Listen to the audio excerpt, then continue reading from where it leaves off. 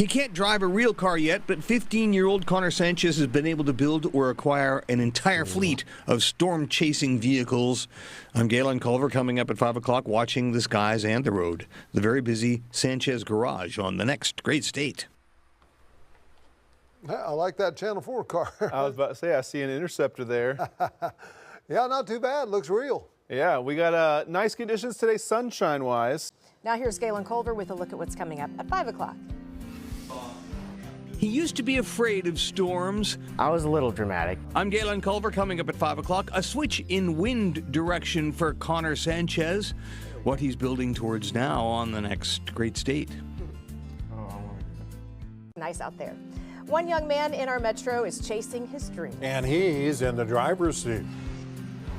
He can't drive yet, but Connor Sanchez is already building his own cars.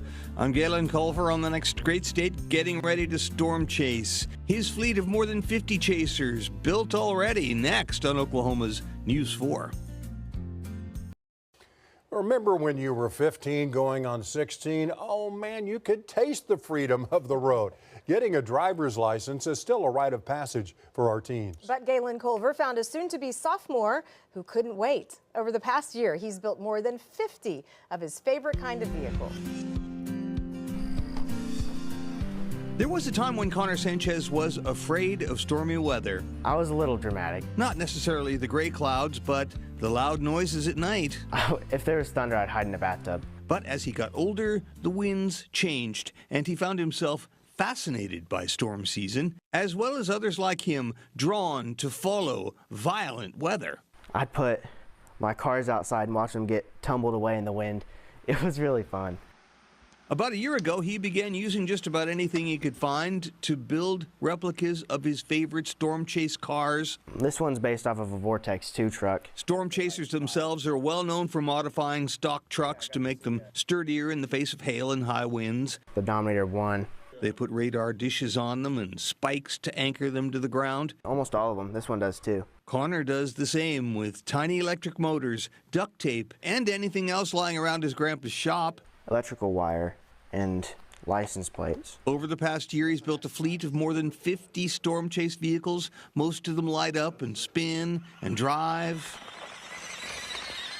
At 15, he's definitely ready to move up to bigger cars he can actually climb into and chase with himself. Have something that looks like this, like a Tahoe or a Yukon with a big old hail cage on it. He has definite plans and a dream of actually being inside a tornado and living to tell the tale. I could imagine just seeing stuff fly by like a tree. This summer, the weather is, of course, more hot than stormy, but he's biding his time. I have to stand out in the front yard and yell at the clouds. Next spring might be different, and the one after that, well, the sky is the limit.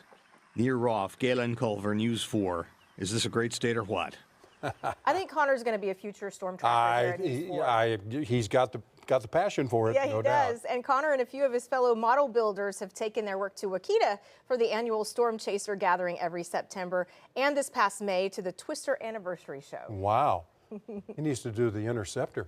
A few of his models are now signed by the drivers themselves, too. I don't think we've heard the last from Connor. No. I have not heard the last. So I've got a challenge for Connor. I know he's likely watching right now, Right. all right? No doubt. So Galen can do a follow-up. Here's your challenge. Do Howie Bluestein's pickup truck from May of 1981, where he had a double-dish Doppler radar in the back of that he had in a 55-gallon drum that he had to roll down a ramp out of the back of that truck. He's going to accept that challenge. That's how it started. Yeah, wow. Vortex 2 would be modern. Even that was in the mid-1990s. Boy, that was the early days. A little history there for you, but I think Connor's tuned in on all that, right? His antenna are up. Okay, so